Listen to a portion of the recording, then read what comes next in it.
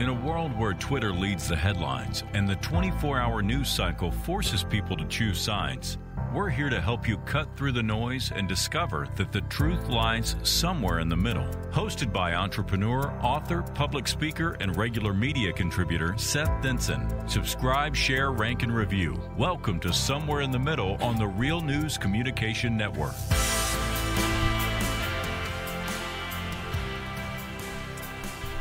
Welcome back, everybody. Another Monday.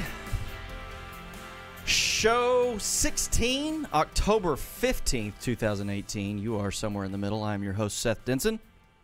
Joined, as always, by the ever-brilliant Andrew Clark. Thank you. Happy to be here. And Mr. Zach Lewis. Howdy. On the how's it helm. going? Thanks. Yeah, right in here. How are you, buddy? I'm doing all right. How are you? I'll tell you that in 30 minutes. Uh-oh. So I think both Andrew and Zach want to relinquish their rights to be on this show as of in a few minutes because of the conversation we're going to have today. So here's my disclaimer on the front end of the show, on top of the disclaimer that Real News puts on every one of my shows, which is I'm willing to listen and I'm willing to continue the conversation. But there are some things going on right now that I'm going, what? Help me understand. And that's really what this show is all about, right?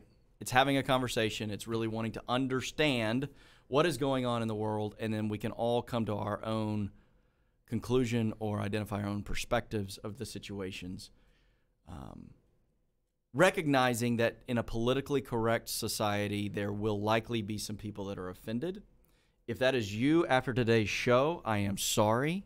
I am happy to engage in a conversation with you.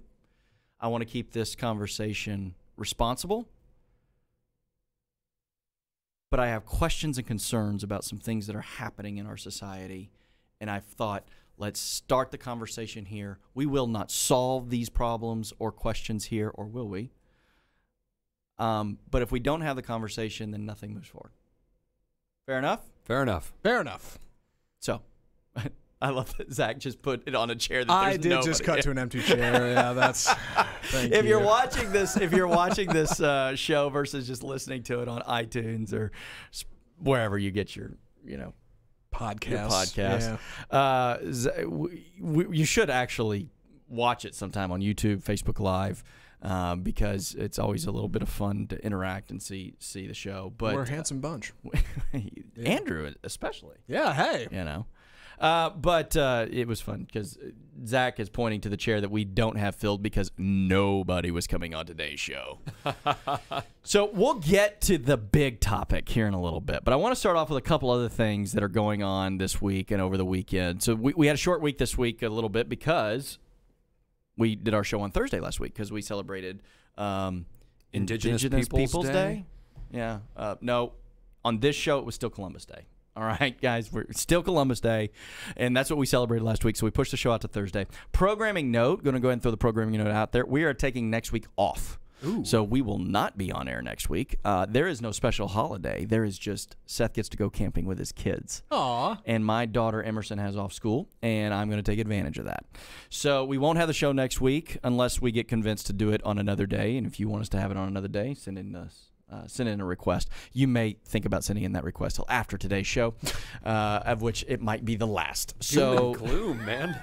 I feel like every show we end up saying this is going to be the last one. I know, right? Yeah. We got to do. But nonetheless, we're still here. Yes. So, but a couple things happened over the weekend, and it just kind of made me go, what? Huh? And this isn't the offensive one, but we'll talk about this one first. And this is, I knew it was going to happen. I knew it was going to come to this, but I'm still going to probably offend a bunch of people with this one. The Me Too movement has moved into a new direction. Children. Andrew, what happened this week in New York?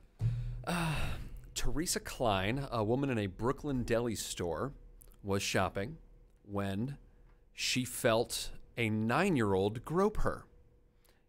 She turned around, yelled at the young man. The boy's mother yelled at her because the young boy was wearing a backpack, about 1.5 feet deep, huge backpack as you see on kids. And clearly the kid had turned around and bumped her. She thought he groped her.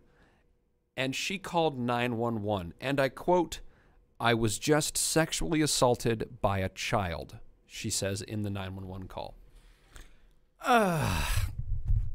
If you're not watching, I'm beating my head with a microphone. It comes across pretty well. I mean, really? 911. My life is in danger. And we're not making light of sexual assault here. Not making light of it at all, but I am call making 911, a but- serious deal on a grown woman. Grow up. So they went ahead and reviewed the footage. Of course, because it's a convenience store in New York, it has a camera. Right. Makes sense. 5 fake ones, at least one that works. Yeah. And sure enough, she's standing there shopping. The boy turns around, and it bumps her in kind of the high thigh area, the high rear area. That's it. It grazes past. Uh-huh. And that precipitated a 911 call. Yeah, I mean, it's one thing if you're calling 911 to say, hey, listen, I felt that there was a situation. I think that the mom of this child is about to assault me and beat me up, which I actually saw the video too. Don't get me wrong, that kid's mom could have taken that woman. Mama bear. Okay, for people that actually have been assaulted. Little offensive. Yeah. You've taken this to a whole new level. Grow up. Be an adult. What happened when I was a kid, I'd have just gotten slapped, right? I mean, we can't slap a kid anymore? Don't mark that. All right, time out. Let me restate that. Leave it in. Leave it in. Anyway, it's live. Right. We can't It's go back, fine. right? It's no, fine. What I'm saying is, though, delete. if I would have groped a woman, didn't, As a young man, if you but had. had I, in the era when I grew up, the woman likely would have turned around and smacked me. And then told my mother, who would have smacked me again, who then would have gotten home and told my father, who would have smacked me again. But no, we got to call 911. We need the NYPD not to go after terrorists or rapists or people that are doing really bad stuff. We need them to come arrest this 9-year-old for bumping his backpack into me. I mean, come on. Have we really gotten to a place where it is that easily to become offended, accosted, that a kid backs into you with his backpack? By the way, I work with a backpack. Where is my backpack? It's over there. Let's find this. We're on screen. I Andrew, brought you my wanna find a backpack chair? in today. Yeah. My backpack, when I go through an airport or any place, I'm bumping people. You know how many people I have now attacked then because of my backpack? And by the way, has she never ridden the New York City subway? Because it's a little cramped in there. Oh, yeah. If you're going to call 911 anywhere in New York, it's on the subway. My God. I know. Oh my gosh. Really? This is what we are becoming, people. I said it last week. I'm going to say it again. Wake up. Stop. Stop becoming so easily offensive and attacked. Listen, if you feel like you were groped by a 9-year-old, say something about it. Apparently she did. The mom didn't agree. The mom was right. But calling 911 and saying I've been sexually assaulted, That's a heavy charge. that's a big charge. You wonder why people don't want to take this Me Too movement seriously? That right there. Hey, if you're a feminist and you're listening, well, you're probably not listening to this show. If you're a feminist and you're listening to this show, you should write to her and say, can you just do us all a favor and shut up? Don't come out of your house anymore. Get rid of your cell phone because you're not doing us any favors. Right? This is killing that movement. The credibility. It's just, I don't know. Zach, any thoughts on this one? Yeah, all right. Let me draw an extreme here, all right? Because I've got a hot take here. How about this? I think in the age of the Me Too movement, all right, people are a little hypersensitive to things, right? I think that's fair to say. Probably not just of the Me Too movement, but just in general. People seem a little sensitive lately. Would we agree with that? I think that's the whole premise. How of it. dare you? All right, thank you, Andrew. I think maybe this one woman in New York, and I'm not going to say that everybody in New York is insane, but I know some people that live in New York. They're a little high strung. All right, California, thank you for that. They're a little high strung. Maybe this woman thought something happened, and in the moment was convinced trauma had occurred. And when you think trauma is a thing, your brain does crazy things, right? Maybe she thought something happened, and she freaked out, and definitely shouldn't have called 911. That's step one. We're all agreed on that. I think the logical step, review the footage, right? If you don't believe the parent, say, get the guy at the convenience store. Let's check this. Let's check the tape. Check the tape. That makes sense to me. All right. Yeah. I get that. But, like, yeah, calling 911 was a big problem. And you're right. Now that this has become a story, it makes everybody on your side of the argument look worse. So, it does. Well done. It didn't get us anywhere. It does. And you know, it's just, again, I have dear friends of mine that have been through real assault. And, you know, we're on the heels of this Kavanaugh hearing. I knew we couldn't go 3 weeks in a row without mentioning it. We're on the heels of the Kavanaugh hearings, the Dr. Christine Blasey Ford issue, this continuous Me Too movement that's going on.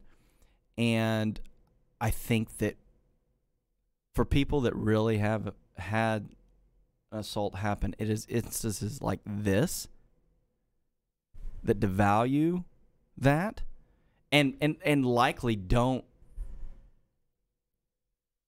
help encourage people who have been assaulted to want to come forward, because now they're going, oh, great, this is the way that it's going to be perceived.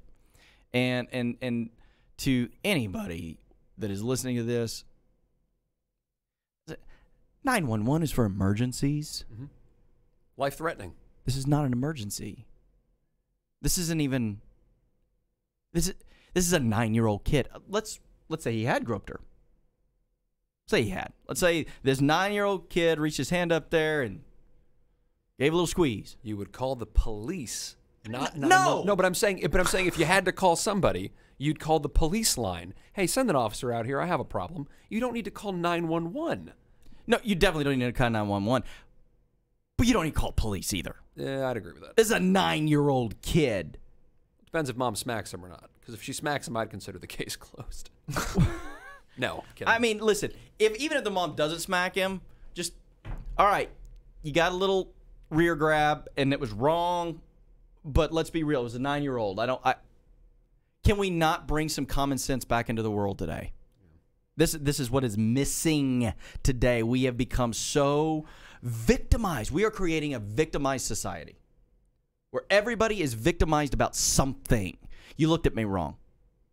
I'm offended. You don't agree with my religious stance. I'm offended. You're wearing brown today. That offends me. Right? I mean, is this where we are going, where everything to everybody is so offensive? I mean, come on. The greatest generation that fought against real tyranny and oppression, those that are still alive should be ashamed, and those that are dead are rolling over. This is what they fought for, right? So, meanwhile, in New York, and I get that I'm going to get some hot sports opinions back on this, and I'm okay having this conversation. But this last week, signed into law in New York City is a new bill that says, and we can take on the adult side of this, but we, for purposes of today's conversation, I want to take on more of the child side of this. The parents can now not classify their newborn babies as either male or female. They can simply put an X. Yep. Foil caps? Are there any more foil caps around? We talked about them last week. I'm seriously thinking about this, and I want to be careful here. Listen, I get that there is more to this than, I was going to say X's and O's, but it's more X's and Y's, right? I can't make a joke of this, can I? No, Andrew. It was funny. No, it was funny. It was funny. Thank you. I laughed on the inside. We probably need the little push button to lighten this a little bit. But I get that there's more to this. There's behavioral analysis on this. There is how do I identify and feel, and we're bringing feelings into all of this. And I'm going to come out here and say, I'm not coming out. I'm coming out on this and saying, I have never felt like a woman. I have never identified as a woman. Outside of maybe a couple of Halloween costumes, I've never dressed up as a woman. And if that is who you as an adult identify with in the United States, it is your prerogative. That's fine. But when it comes to a kid being born, there is more to a birth certificate than their own identity. By the way, say, which they don't have, that you are born. Can we all agree? You are born with or without certain things. If you're watching on the TV, Like hands. Yeah. That and with certain DNA chromosomes. Andrew, don't laugh. Stop that. That make you either a boy or a girl. So I'm going to hit the brakes. Let's define that real quick. So that's your sex. We got to find our baseline here. Sex. Sex is male or female. Right. Gender is the societal contract. That's what's in your head. That's masculine, feminine. This is the Webster's dictionary definition. Correct. According to a doctor will define you as male or female on the piece of paper, depending on whether or not and you that is your sex. Yes, and that's whether you have testes and a penis. Sorry, adult language here, science. Or a vagina and the secondary sex characteristics that go along with male and female, breasts, etc. So that's sex versus gender. Sex is down there, gender's up here. Anyways, carrying forward. Well, we just solved the world's problems. Well, now I've just knocked it off. But we're talking Damn about it, Andrew, you stepped on the bit. I'm sorry. Come on. Yeah, what are you doing? I didn't mean to. But we're talking now, so you don't have to mark sex on the paper, and that's the issue. There are boys and there are girls that are born. And they need to be classified as one or another. Listen, I don't get, but I can provide tolerance for those who feel like they may be the opposite of what they were either created or evolved to be, whichever side you fall on that. I personally fall on the creation side, but that's another topic for another show. We're jumping a lot of hurdles this episode. The process of discussion. Yes. So, but you are born with or without stuff, and that makes you one or the other. As far as a medical classification, yes. That's right. Yes. Why is there any need to continue the conversation for a child? For a child. I agree with you. I really do. But if we're gonna fight this, I think this is one of those issues where how do you try to say this?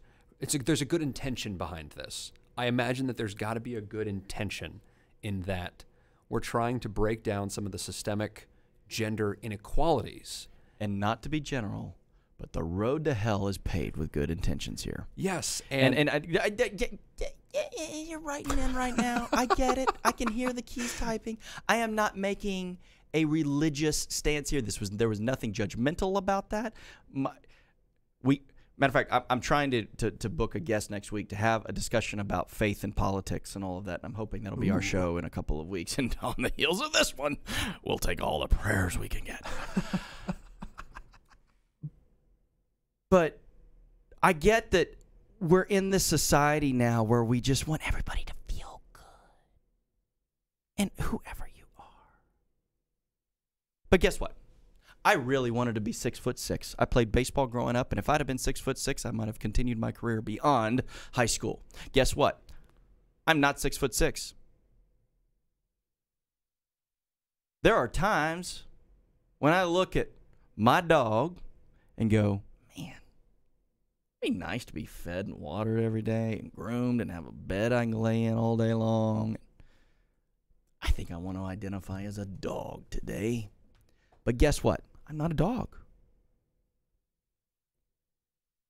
I know. I hear you typing. I know. I know. I get it. And I am open to the conversation. I'm open to understanding more about this because I don't get this one. And I think that, again, in light of what we were just talking about earlier about us lumping in the Me Too movement with other things, I think that we as a society, in an effort to become overly tolerant, are lumping in one piece of this puzzle with the whole puzzle. And I'm going to talk about that for a second. So I am gay, straight, lesbian, bisexual, questioning. Isn't that what the questioning, right? Where? Yeah. I get it. I don't get it. I do get it. and I've said this a lot of times, and this has challenged people that I'm very close with, that pull out your religious faith here for a second. My religion, my belief, my faith teaches me that there is love, and that love bears all things and is all things. And at the end, love prevails, and love is what saves us, and love is what guides us. And I get that people in my faith have done disservice to that by their judgmental way of approaching things. And my hope is that if anybody you know that knows me talks to you, they will tell you that I have never been anything but non-judgmental when it comes to whom you choose to love. That is, if there is a quote-unquote sin from that, and I get you can quote me chapter and verse of the Bible, I get it, but then that is between them and our Creator, because it is up to our Creator to ultimately be the judge, not me. I'm called by Christ to love. So, now that we've set that table. Beautiful sentiments. Thank you. Yeah.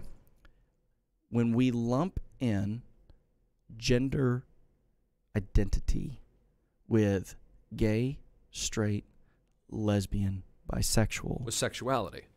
we are doing both sides, I believe, a disservice, because one doesn't always beget another. Bruce Jenner, for example. I read an interview or watched an interview, and Bruce Jenner, Caitlyn Jenner now, right? They asked very specifically, so are you now attracted to men? And Bruce says, no, I'm still very much attracted to women. I just identify as a woman. So, again, I'm getting into the weeds on this a little bit, but let's separate the two for purposes of today's conversation.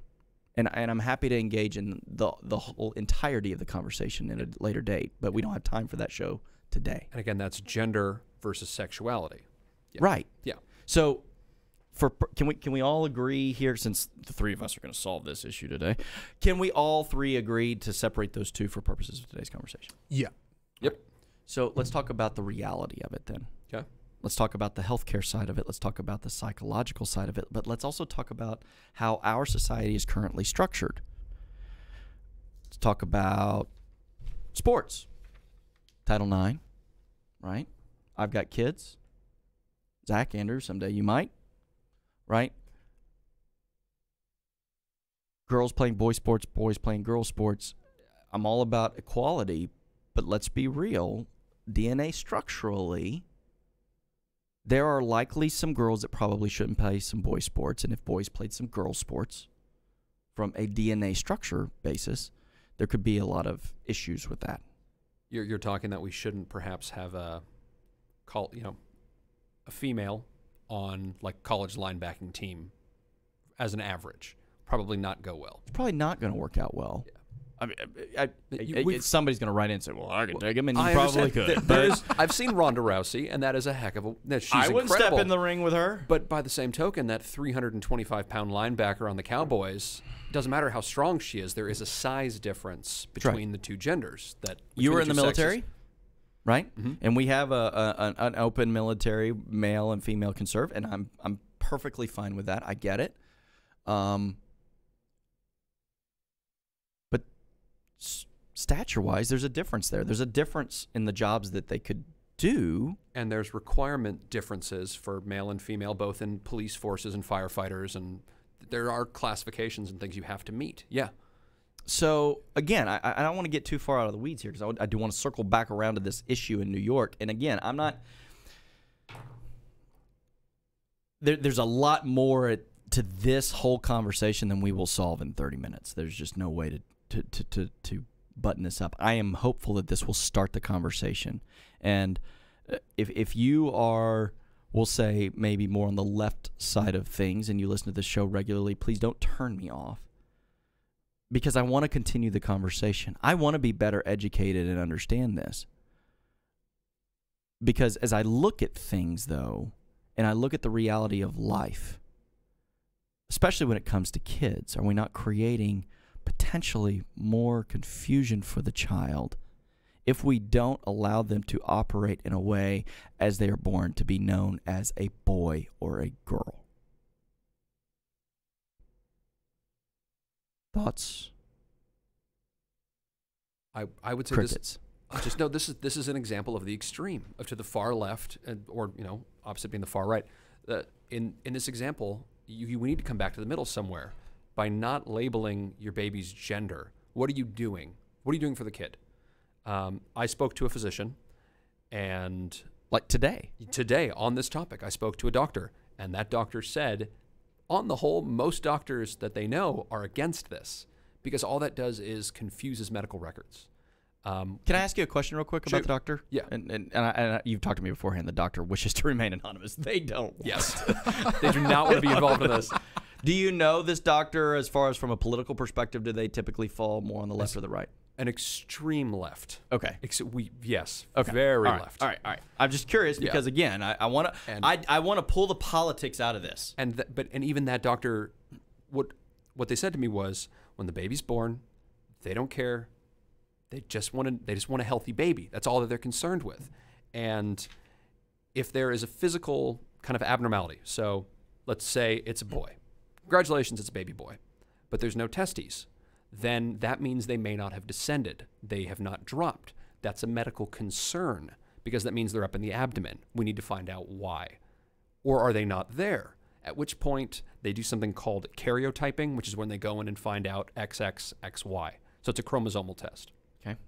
And if there's any irregularities there, you bring in an endocrinologist and find out, do we have hormone problems? Because that can be very indicative of major health problems. Is, hey, something's up with the sexual organs, or a female, there's other issues there if they're not displaying the correct, beg pardon, that's not the right word, but the more obvious and traditional sexual characteristics you expect from a male or a female, it's indicative of a health problem. So you want to be able to label, this is a boy, but they don't have blank. This is a girl, but they don't have blank. Let's find out why. I would say by getting rid of the male or female category, you're just causing confusion in the medical field. And that was their perspective, was that this is a feel-good attempt and it's just going to cause, it's just a roadblock.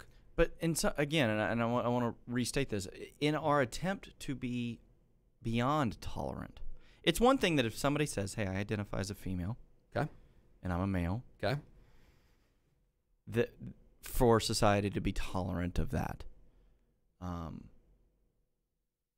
I don't know where I come down on that one, but I understand why society would be tolerant of that. I get it. But from just right out the gate.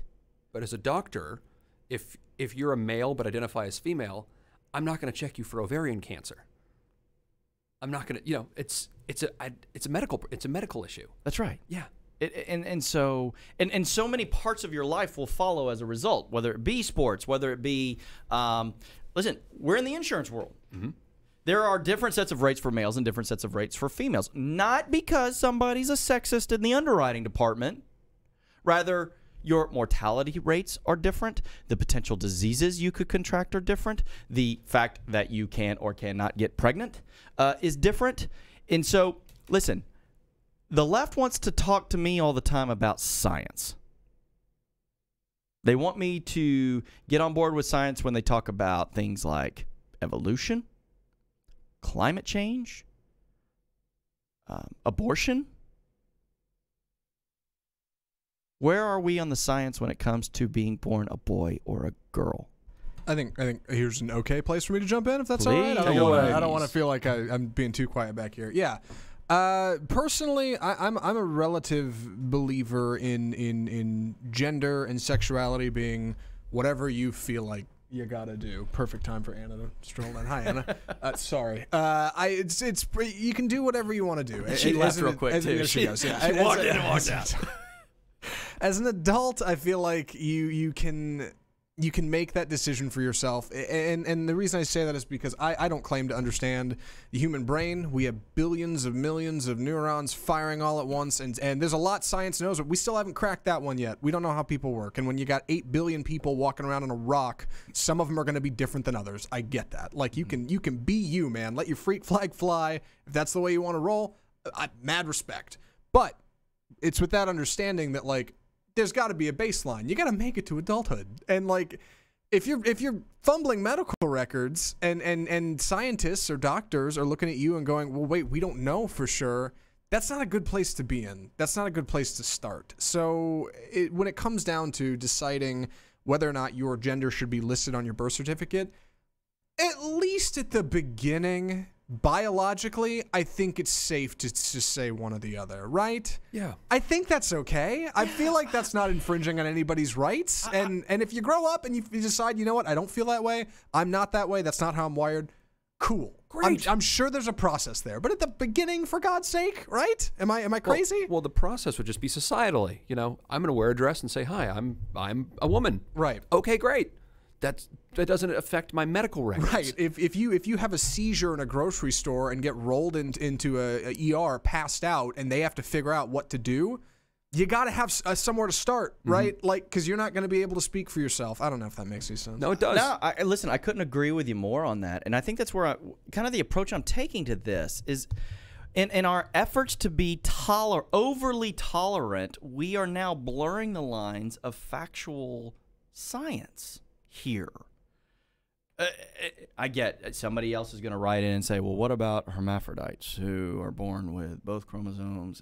So I can actually speak on this one. There have been only 11 recorded cases of fertility in true hermaphroditism, where an individual was born with male and female reproductive both organs, ovarian and testicular tissue. Yep. And of those 11, only one gave birth.